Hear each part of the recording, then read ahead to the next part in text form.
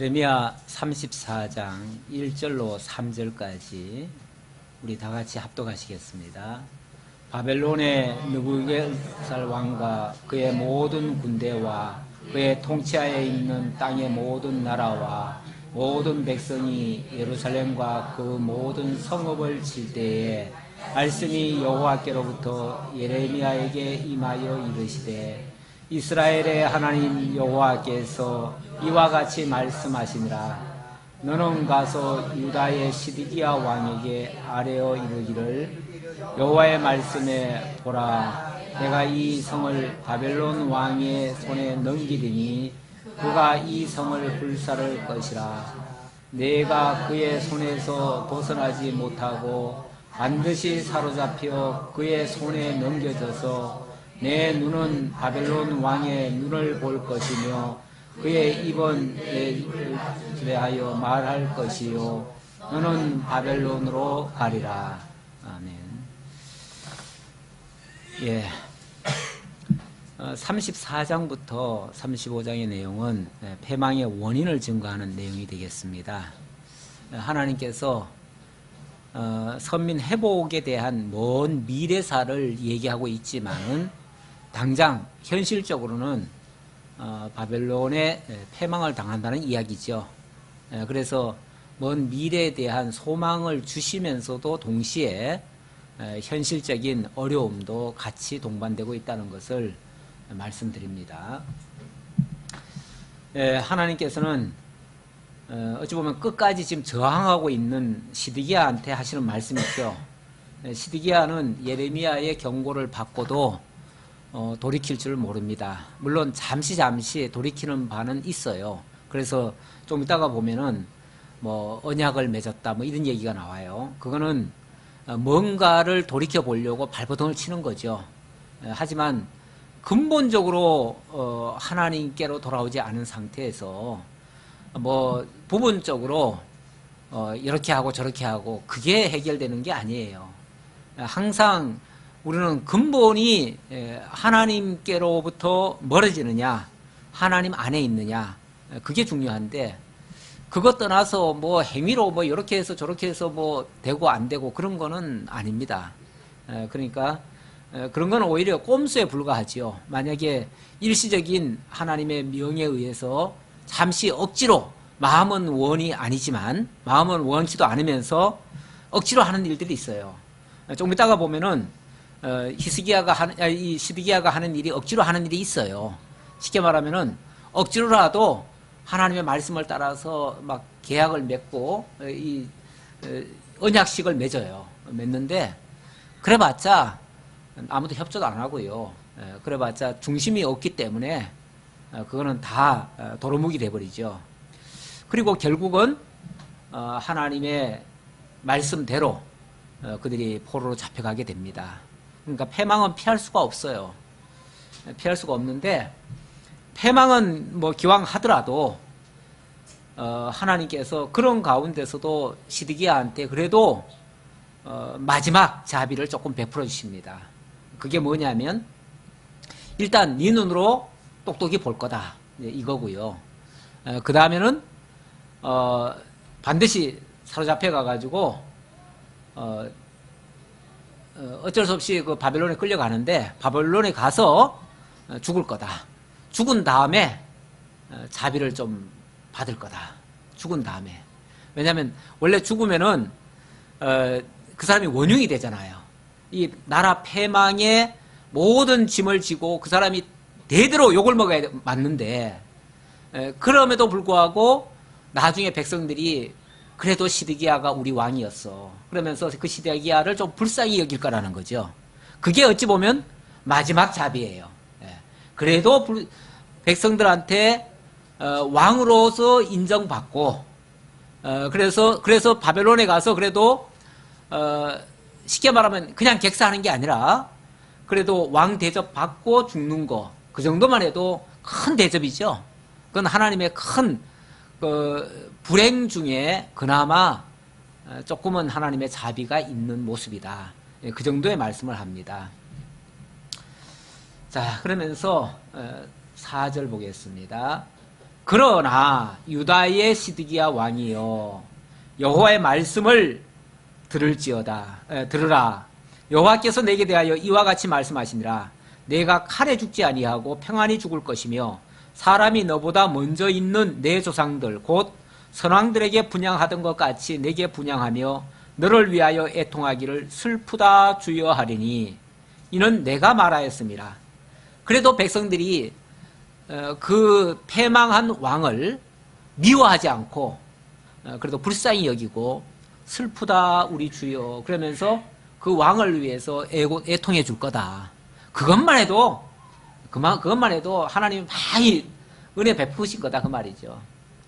우리나라도 옛날에 그 나라를 고종이 나라를 잃었잖아요. 잃고 나서 나중에 이제 죽고 나니까 그래도 왕이 죽었다고 백성들이 그래도 불쌍히 여기고 그 상여를 뒤따르면서 울면서 통곡을 하면서 그렇게 하는 모습이 있었죠. 어찌 보면 나라를 망하게 한 원흉이기도 한데 원망하지 않고 그 정도로 한 것만 해도 큰 자비였다 그 말이죠. 예를 들자면 그런 거죠. 그런 식으로 할 거다. 그래서 나중에 그래도 이미 그 선왕들이 다 그래도 하나님 품 안에서 하나님 그 믿고 그 다윗의 묘실에 들어간 그 왕들처럼 그래도 인정을 받을 거다. 왜 그러냐면 이는 내가 말하였습니다. 여호와의 말씀이니라. 내가 그렇게 말했으니까 그렇게 될 거다 그 말이죠. 하나님이 말씀하셨으니까 그렇게 될 거다. 그러니까 나중에 그 정도의 자비만 받아도 하나님의 큰 은혜인 줄 알아라 그 얘기죠. 그 정도 받아도 큰 은혜인 줄 알아라 그런 얘기예요. 선지자 예레미야가 이 모든 말씀을 예루살렘에서 유다의 왕 시드기야에게 아뢰니라. 그때에 바벨론 왕의 군대가 예루살렘과 유다의 남은 성읍들을 쳤으니 곧 라기스와 아세가라 유다의 견고한 성읍 중에 이것들만 남았습니다. 이제 다 망하고 작은 그 성 안에 작은 어떤 뭐 망대 같은 뭐 그런 것만 좀 남은 것 같아요. 여기는 물론 뭐 성읍이라고 하기는 하지만은 아마 큰 성은 다 망하고 작은 성 이제 한두 개 남았다 그 말이에요. 그렇게 해서 이제 마지막이에요. 마지막 그야말로 마지막에 이제 도달했어요. 이제 조금 있으면 그마저도 이제 다 무너질 거예요. 이런 절박한 상황이 왔습니다. 8절 시드기야 왕이 예루살렘에 있는 모든 백성과 한 가지로 하나님 앞에서 계약을 맺고 자유를 선포한 후에 여호와께로부터 말씀이 예레미야에게 임하니라. 이제 왕이 이제 다급하게 됐죠. 이제 뭐 성은 다 무너지고 이제 마지막 그나마 숨통이 마지막 이제 끊어지기 직전에 작은 성읍 속에 지금 들어가서 버티고 있는 중이에요. 버티고 있는 중인데 깔딱깔딱 하는 거죠. 이제 꼴깍할 판이죠. 그런 상황에서 하나님 앞에서 계약을 맺고 자유를 선포했다 그래요. 사실 이런 일은 하려면은 하나님 앞에서 자유를 맺고 언약을 맺고 자유를 선포하는 거 이거는 진작 했어야 될 일이거든요. 언약을 맺고 자유를 선포했다는 말은 그동안 뭐 했다는 거예요? 백성들을 별로 자유를 안 줬다는 얘기기도 하고 또 한편으로는 이 자유라는 게 뭐냐면은 백성들 사이에서 동족들을 노예로 많이 삼았어요. 원래 이스라엘 백성들은 동족들을 노예로 삼을 수 있습니까? 없습니까? 없어요. 원래는 삼을 수 없어요. 타인들은 삼을 수 있어요. 이방인들은 세워도 돼요. 그런데 절대 동족은 그러면 안 된다. 왜냐하면 애굽 땅 종되었던 집에서 하나님이 다 구원해 내셨습니다. 그때는 차별이 없죠. 모두가 다 하나님께로부터 구원함을 받은 자들이에요. 자, 구원함을 받았으면 당연히 자유인이죠. 그러니까 누구에게도 종살이 하면 안 되는 거예요. 이스라엘 백성들은. 그게 원칙인 거예요. 왜냐하면 하나님이 자유케 해놨는데 만약에 인간들이 어떤 이해관계 때문에 그 자유를 억압하면 하나님이 자유케 한 것을 잊어버리게 되잖아요.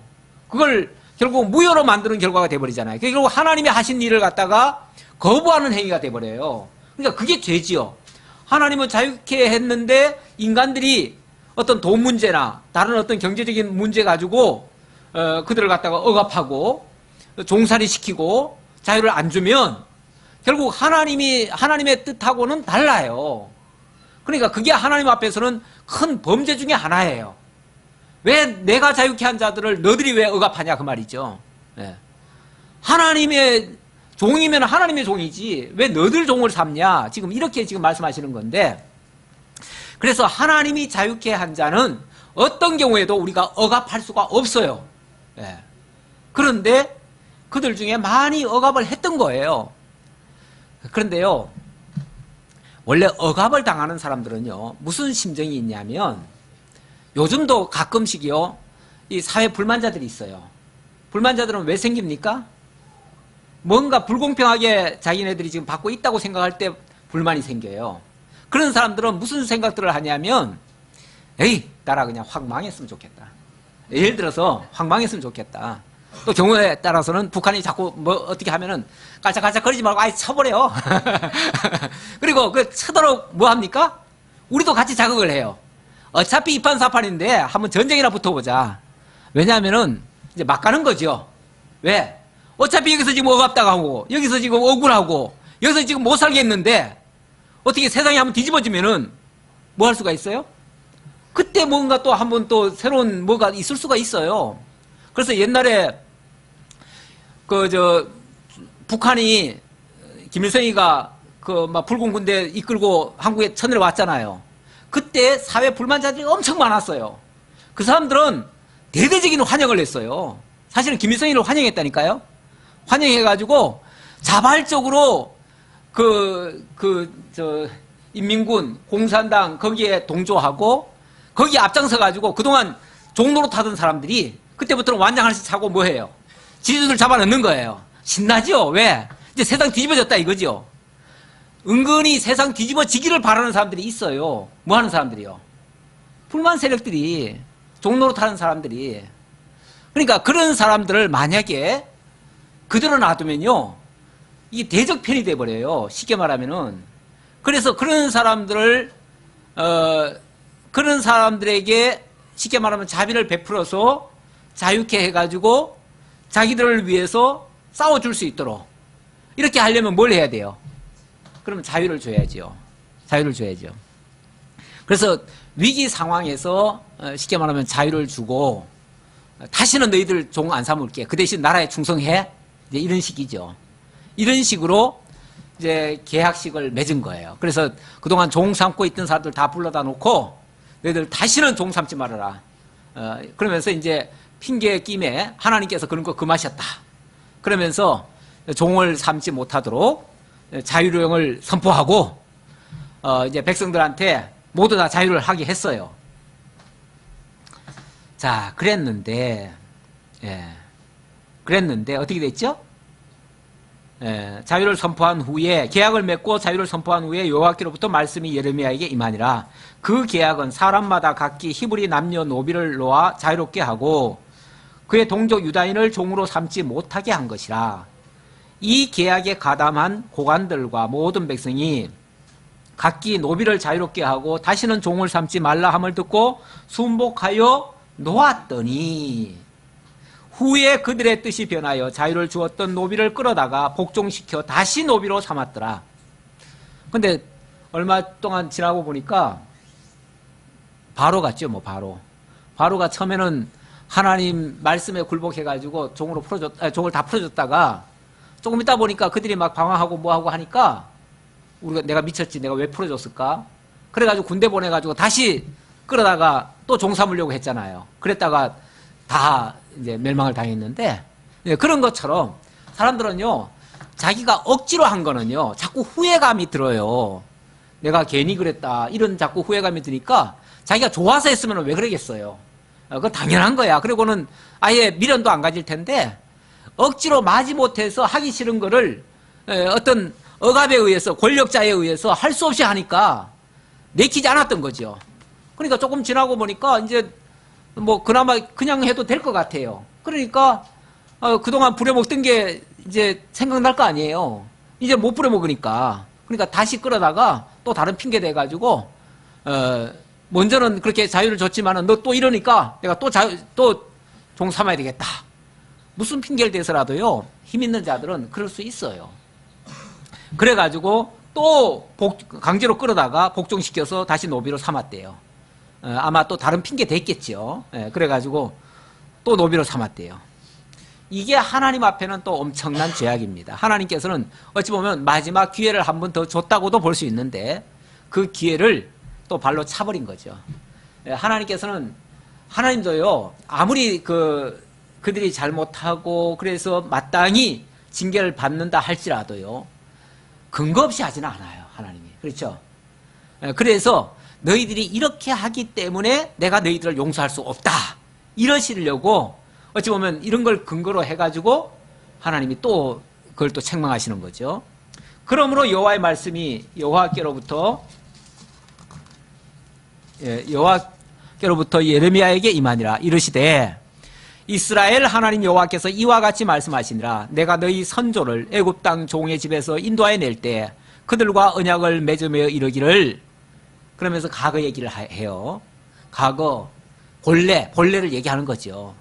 야, 우리가 너들을 처음에 애굽 땅 종되었던 집에서 이끌어내지 않았느냐. 그때는 너희들도 종이었어. 너희들도 다 종이었는데 내가 그때 다 자유케 한 거 아니냐. 그러면은 너희 동족들을 다시 종 삼으면 안 되지.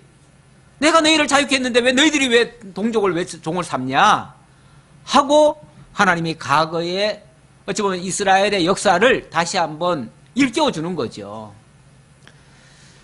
자, 그러면서 너희 선조들 애굽 땅 종의 집에서 인도해 낼 때 그들과 언약을 맺으며 이르기를, 너희 형제 이브리 사람이 내게 팔려왔거든 너희는 7년 되는 해에 그를 놓아줄 것이니라. 그가 6년 동안 너를 섬겼은즉 그를 놓아 자유롭게 할지니라 하였으나 너희 손조가 내게 순종하지 아니하며 귀를 기울이지도 아니하였느니라.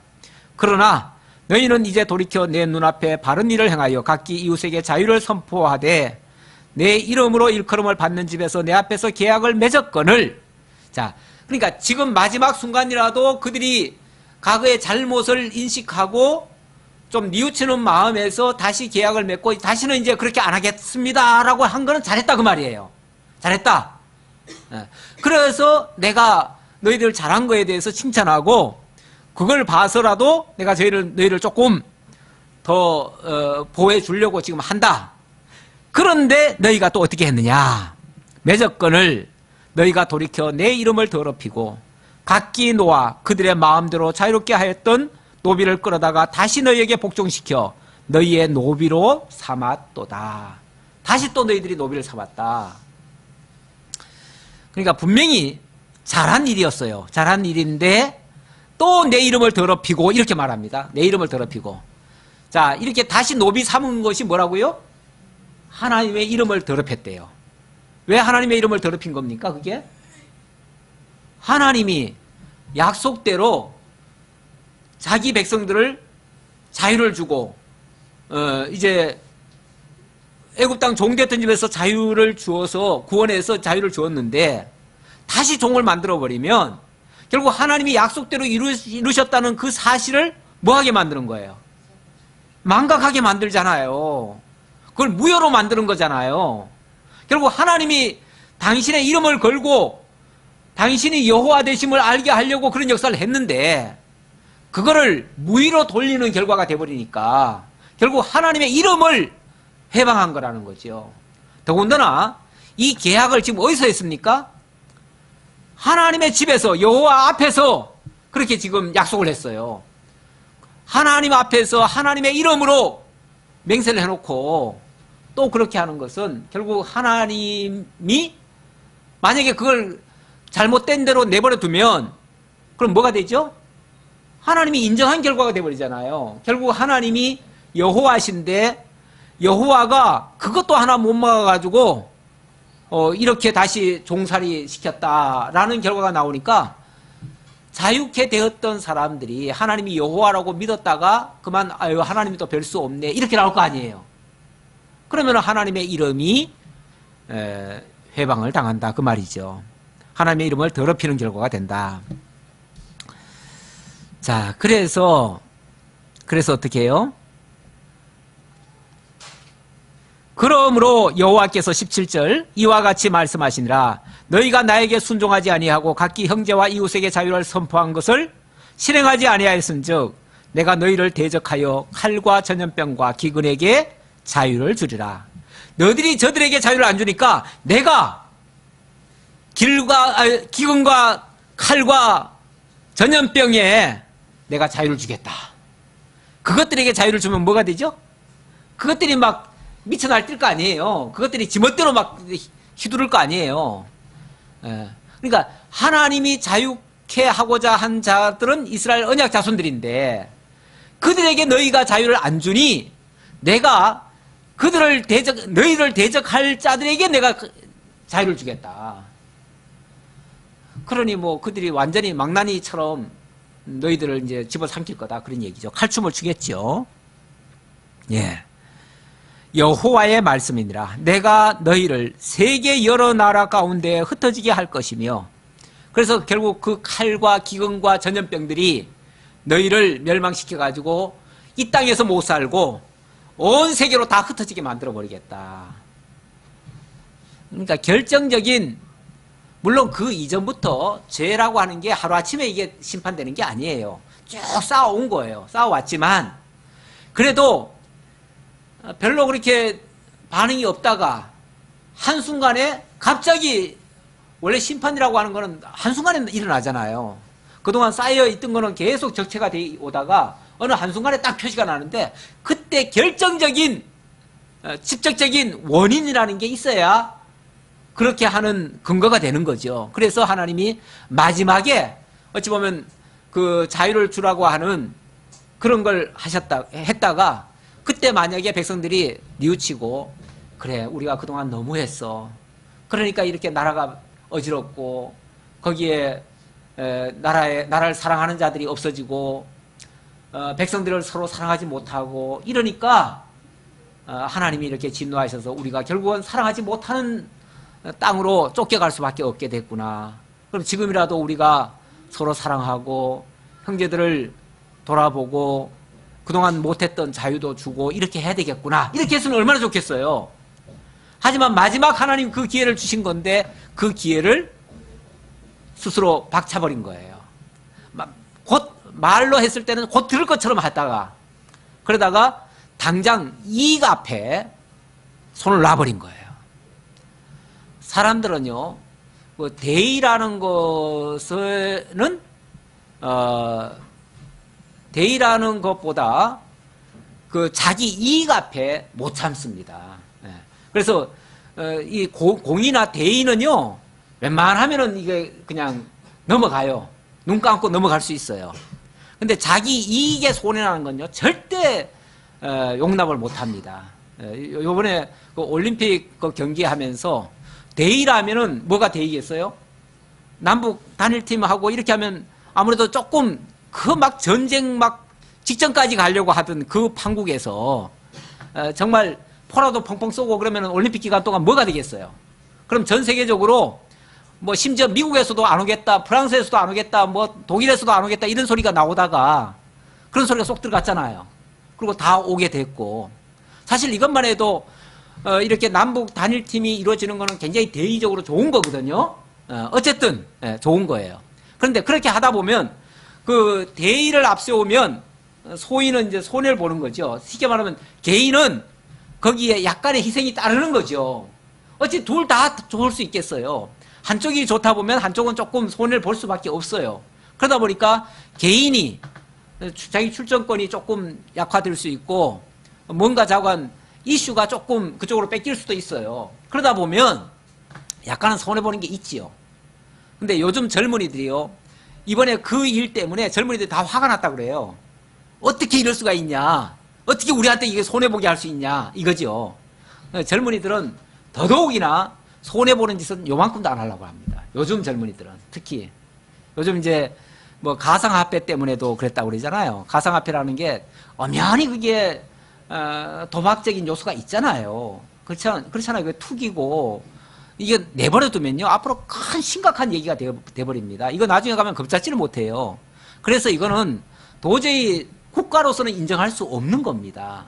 개인끼리는 뭐 하는 걸 뭐 어떻게 할 수가 없겠지만 국가로서는 용납할 수 없는 거예요. 그래서 그 부분에 어떤 정당하지 못한 부분이 있다면 그거를 막겠다라고 한마디 했더니 그냥 개인들이 투자했다가 자기들 경제적 손실을 본다고 다 그냥 벌떼같이 또 들고 일어나잖아요. 그러니까 이게 뭐 대의적으로 국가적으로 뭐 이게 뭐 정의 뭐 이걸 찾는 게 아니고요. 자기한테 손해가 되느냐 이익 되느냐 이것만 사실은 요즘 젊은이들은 특히 그렇습니다. 그러니까 자기한테 손해나는 건 절대 용납을 못하는 거예요. 예. 그러니까 이익 앞에는 뭐 이거 장사가 없어요. 그걸 공의라고 하는 거는요. 그걸 개인의 이익을 위해서 공의가 존재하는 게 아니에요. 공의라고 하는 것은 전체를 위해서 하는 거예요. 공의라고 하는 게 뭐예요? 그 전체를 얘기하는 거 아니에요.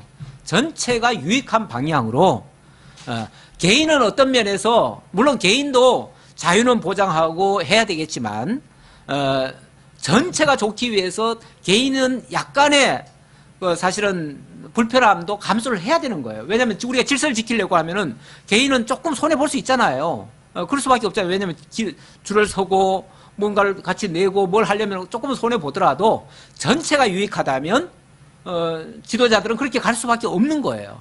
그런데 이 개인주의가 발달하다 보면은 그게 용납이 안 되는 겁니다. 그러니까 나라야 망하든 말든 일단 내가 손해 보면 안 된다. 그렇게 생각하는 것이 개인주의인데 어찌 보면 여기도 그런 모습이에요. 지금 나라가 곧 망해가는데 개인이 손해 안 보겠다고 하니까 결국은 왕이 명령을 해가지고 이제 억지로 어떻게 보면 자유케 했는데 그게 이제 물거품이 돼버렸죠. 물거품이 되는 바람에 결국은 하나님께서는 그걸 핑계로 해가지고 그걸 직접적인 이유로 해가지고 너희가 이거 하나도 너희가 용납 못한다면 나도 너희들 지금까지 저지른 죄 용납 못하겠다 그 말이죠. 그래서 너희를 이렇게 흩어지게 하겠다.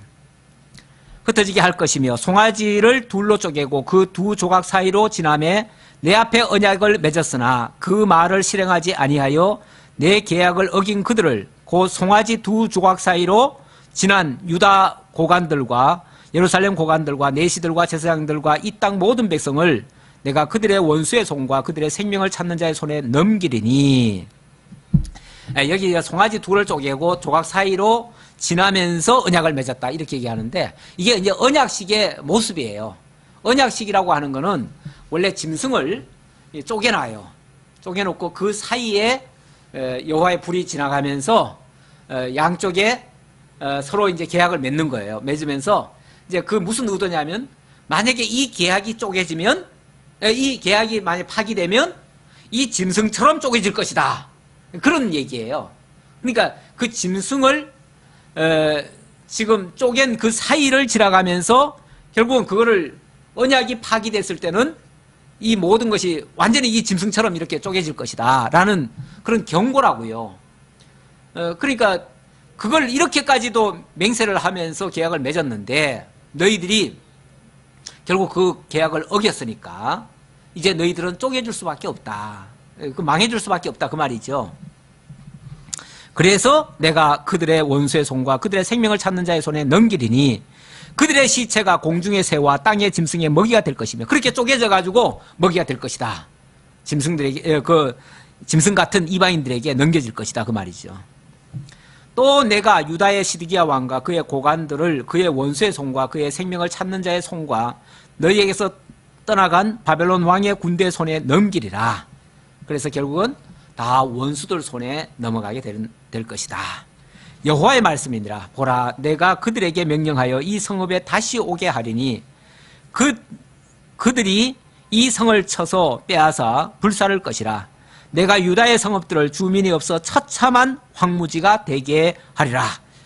예, 여기 여호와의 말씀이니라 하면서 내가 그들에게 명령하여 이 성읍에 다시 오게 한다. 그 말은 쉽게 말하면 예루살렘 성을 에워싸고 함락시키고 아까 두 개 작은 성 남겨놨다고 그랬죠?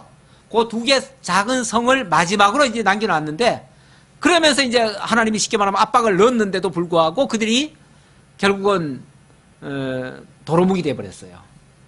자유케 하는 마지막 기회를 하나님께서 제공했다가 그 기회를 그들이 발로 차버리니까 다시 내가 잠시 보류시켰던 그 원수들을 다시 오게 해가지고 결국은 마지막에 이거 다 흩어버리게 하겠다.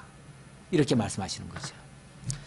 그래서 나중에 이들로 하여금 왜 우리를 이렇게 용서 안 해주시고 망하게 하셨습니까? 이런 변명 못하도록 아예 입을 다 꼬매주는 거죠. 막아주는 거죠. 아예 변명조차 못하도록. 그래서 나중에 우리가 죄인으로소이다. 우리가 범죄하였나이다.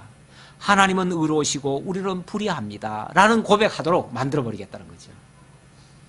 35장으로 넘어갑시다. 예, 35장 1절로 11절에는 하나님이 갑자기 레갑인들을 소개를 합니다. 레갑인들을 소개하면서 이 예레미야 보고 그 레갑인들을 백성들 앞에 쉽게 말하면 소개해라. 이제 그런 뜻이에요. 소개하는데 소개하기 위해서 먼저 레갑인들이 어떤 사람인가를 알게 하려고 예레미야 보고 잠깐 테스트를 하게 만들어요. 어떻게 테스트하는가? 35장 1절입니다.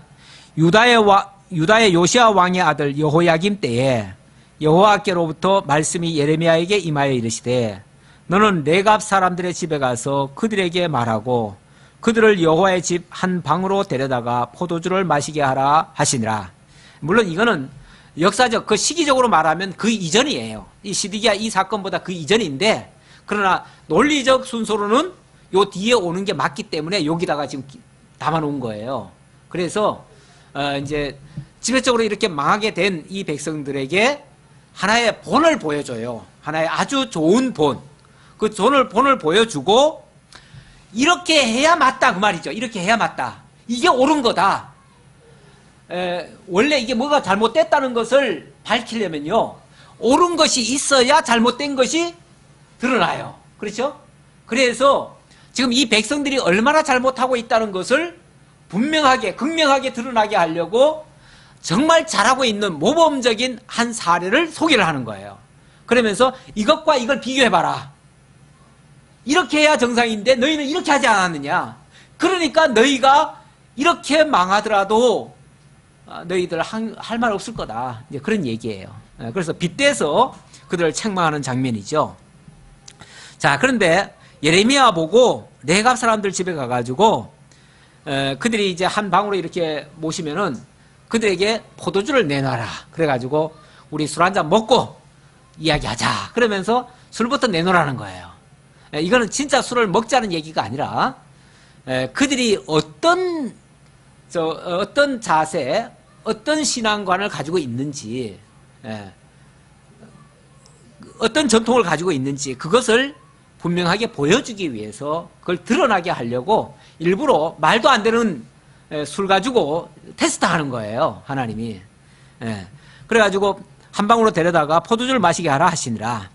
이에 내가 하바시냐의 손자요 예레미야의 아들인 야사냐와 그의 형제와 그의 모든 아들과 모든 레갑 사람들을 데리고 여호와의 집에 이르러 익다라의 아들 하나님의 사람 하난의 아들들의 방에 들었는데 그 방은 고관들의 방 곁이요 문을 지키는 살룸의 아들 마세야의 방 위더라. 이 레갑 사람들을 데려다가 아마 고관 대작들이 머물 수 있는 그런 방으로 이렇게 데리고 갔던가 봐요. 쉽게 말하면 지금으로 말하면 어떤 연회장에 갔다고 칩시다. 연회장 같은 데다 데려가 놓은 거예요. 그 분위기가 벌써 거기는 뭔가 한 잔 먹고 같이 이렇게 즐길 수 있는 장소잖아요. 그러니까 그런 곳에다 딱 갖다 놓고 내가 레갑 사람들과 후손들 앞에 포도주가 가득한 종지와 술잔을 놓고 마시라 권하매. 이건 이제 하나님이 그렇게 시킨 거예요.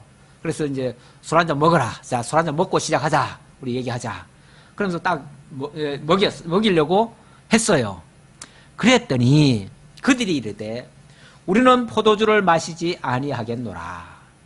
레갑의 아들 우리 선조 요나답이 우리에게 명령하여 이르기를 너희와 너희 자손은 영원히 포도주를 마시지 말며 너희가 집도 짓지 말며 파종도 하지 말며 포도원을 소유하지도 말고 너희는 평생 동안 장막에 살아라. 이게 레갑이 그렇게 자손들에게 레갑의 아들 요나답이라는 사람이 그렇게 자손들에게 쉽게 말하면 뭐 한 가정이면 가훈이지만은 어찌 보면 족장이면은 뭐 족훈이라고 해야 되나요? 자관 그 집안에 그 가문에 가훈으로 그걸 딱 새겨 놓은 거예요. 이게 어찌 보면은 나시린들이 원래 이런 이제 서약을 하지요. 나시린들이 이런 서약을 하는데 그들은 평생을 하나님 앞에 하나님만 섬기기로 아마 맹세를 했던가 봐요. 맹세를 하면서 우리는 하나님께 서원한 사람들이다. 우리는 하나님의 사람들이다. 그러니까 우리는 대대로 자자손손 우리는 이렇게 살아야 된다라고 하는 그런 어떤 유언을 남겼던가 봐요. 그거를 딱 기억하고 있는 거예요. 기억하고 있으면서 그렇기 때문에 우리는 절대 그렇게 하지 않겠습니다. 아무리 예레미야 선지자가 와서 하나님의 말씀이라고 해도 그거는 아닌 것 같습니다. 우리는 그렇게 하지 않겠습니다. 그러면서 우리 선조가 이렇게 얘기했는데 그게 틀릴 리가 없습니다. 그게 맞는 말씀일 테고 우리는 그렇게 알고 있습니다. 그렇게 알고 그렇게 믿고 지금까지 살아왔는데 이제 와서 그렇게 얘기하시면 우리가 안 됩니다. 그렇게 따를 수 없습니다. 이렇게 아주 단호하게 자른 거예요. 살리라 너희 생명이 길리라 하였으므로 우리가 레갑의 아들 우리 손조 요나답이 우리에게 명령한 모든 말을 순종하여 우리와 우리 아내와 자녀가 평생 동안 포도주를 마시지 아니하며 살 집도 짓지 아니하며 포도원이나 포도밭이나 종자도 가지지 아니하고 장막에 살면서 우리 손조 요나답이 우리에게 명령한 대로 다 지켜 행하였노라. 지금까지 그렇게 살아왔는데 이제 와서 우리 보고 그렇게 하지 말라고 하면 어떡합니까? 우리는 그렇게 할 수 없습니다. 우리는 지금까지 확신을 가지고 지켜왔기 때문에 그대로 살겠습니다. 라고 아주 단호하게 거절을 했어요. 그때에 11절 그러나 바벨론의 느부갓네살 왕이 이 땅에 올라왔을 때 우리가 말하기를 갈대아인의 군대와 수레아인의 군대를 피하여 예루살렘으로 가자 하고 우리가 예루살렘에 살았노라. 이거는 이제 자기네들이 원래는 이제 쉽게 말하면 들판 같은 데서 장막에 살았지만은 이제 느부갓네살 왕이 와가지고 우리를 침공하고 그렇게 하기 때문에 그때 우리가 예루살렘으로 와서 살게 된 거지 예루살렘 살고 싶어서 여기 온 거 아닙니다. 원래는 장막에 그냥 살고 싶었는데 어쩔 수 없이 여기까지는 왔지만은 그렇다고 해서 우리가 그런 거에 동의하고 그렇게 할 수는 없습니다. 이런 식으로 이제 답변을 했다는 얘기죠.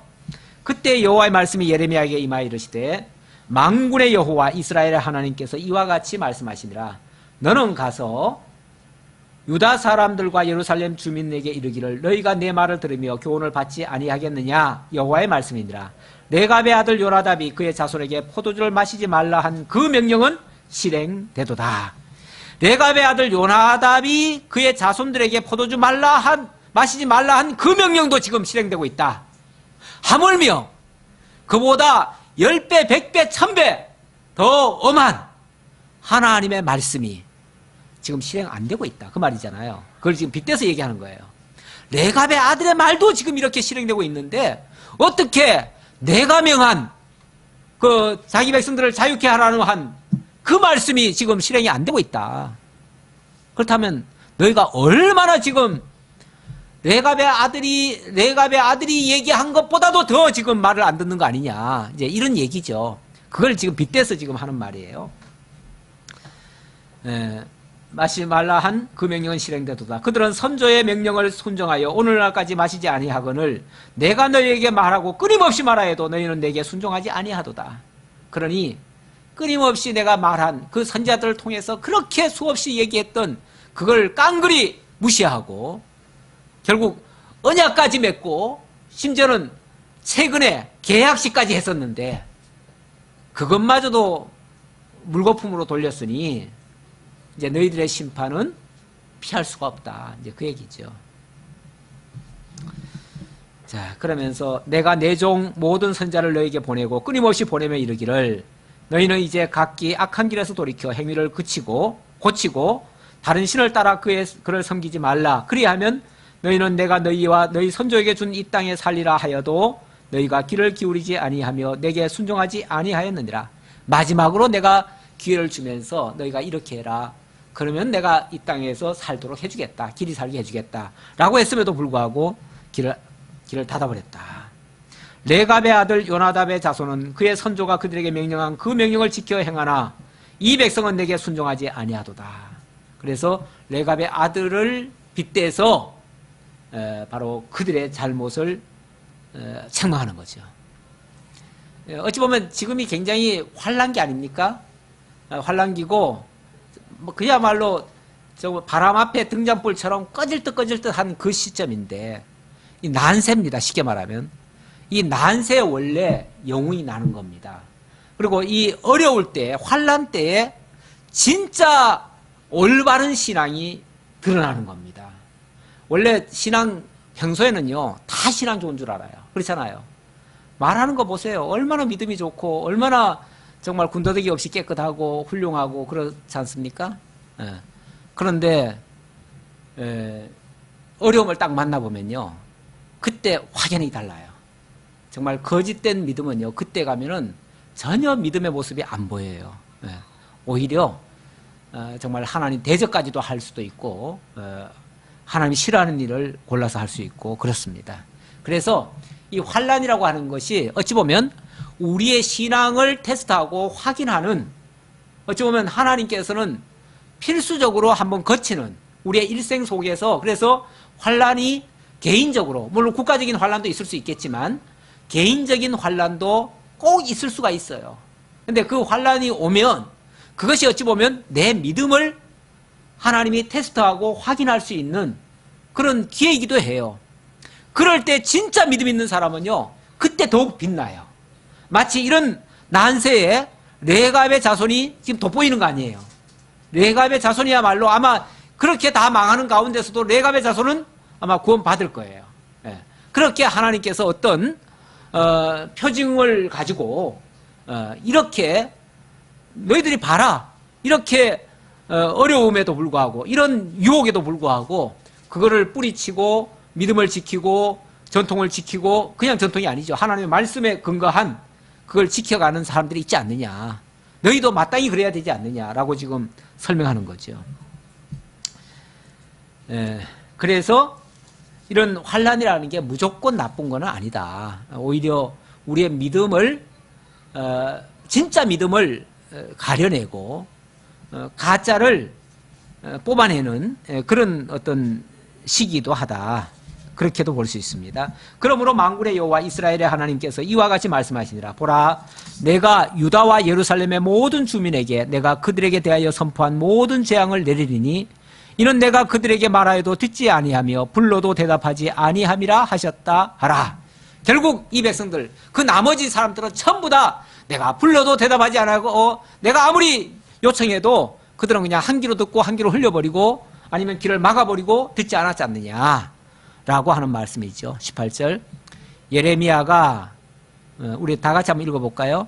예레미야가 레갑 사람의 가문에게 이르되 만군의 여호와 이스라엘의 하나님께서 이와 같이 말씀하시기를 너희가 너희 선조 요나답의 명령을 순종하여 그의 모든 규율을 지켜며 그가 너희에게 명령한 것을 행하였도다.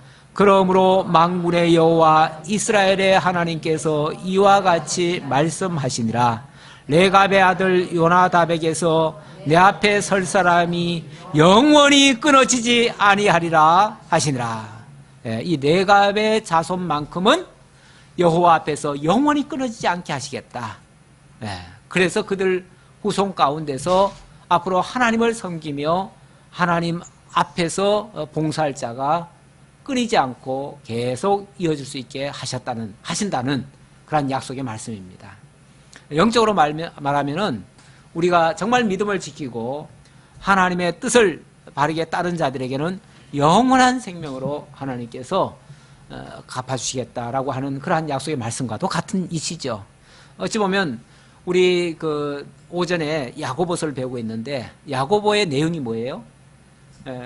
시험과 시련과 인내와 연단 그런 과정을 거쳐서 영원한 생명의 면류관을 주시겠다고 하는 그런 약속의 말씀이잖아요. 어찌 보면 야고보를 압축해 놓은 그러한 예표적인 말씀이기도 하죠. 이렇게 이게 어찌 보면 성경의 원리예요. 성경은 하나님께서 그런 어려운 과정 속에서 오히려 신앙이 반짝반짝 빛나게 만들어요. 우리가 정금 같은 믿음이라고 했을 때 그 정금이라고 하는 게 용광로 속에 들어가 가지고 여러 번 용광로 속에 들어갔다 나왔다 하면요, 거기서 모든 불순물은 다 빠지고 아주 순금만 남죠. 그 순금만 남아 가지고 정말 변치 않고 다시는 그 가치가 떨어지지 아니할 영원한 정말 정금 같은 믿음으로 그렇게 남지요. 하나님이 그렇게 우리를 만들어 가시기 위해서 때때로 여러 가지 어려운 일들을 주시는데, 그것이 국가적인 시련도 될 수 있지만 또 개인적인 그런 어려움도 있을 수 있다. 그럴 때에 우리의 믿음을 오히려 보일 수 있는, 그게 바로 믿음의 대장부, 신앙의 대장부가 되고 믿음이 견고하게 세워진다, 그렇게 말할 수 있는 거죠. 기도하겠습니다. 아버지 하나님, 감사합니다. 우리로 하여금 정말 하나님의 사람으로 믿음에 굳건히 서고 반석 같은 믿음, 견고한 믿음, 그렇게 하나님께서 만들어 가시려고 여러 가지 어려운 가운데서도 우리를 이끌어 주시는 줄 저희들 믿습니다. 그럴 때에 말씀 부여잡고 흔들림 없이 또 내 뜻대로 내 마음대로 판단하거나 행동하지 아니하고 어려울수록 더욱 말씀에 붙잡는 저희 모두가 될 수 있도록 함께해 주옵소서. 그래서 우리들을 통해서 정말 하나님의 살아계심을 발견하고 하나님의 동행하심과 인도하심을 통해서 하나님의 역사가 우리 가운데 나타나고, 그로 말미암아 하나님의 의의 영광, 하나님의 전능하심을 우리가 찬양할 수 있는 저희 모두가 되게 하옵소서. 베풀으신 은혜 감사드렸고 예수님의 이름으로 기도하옵나이다. 아멘.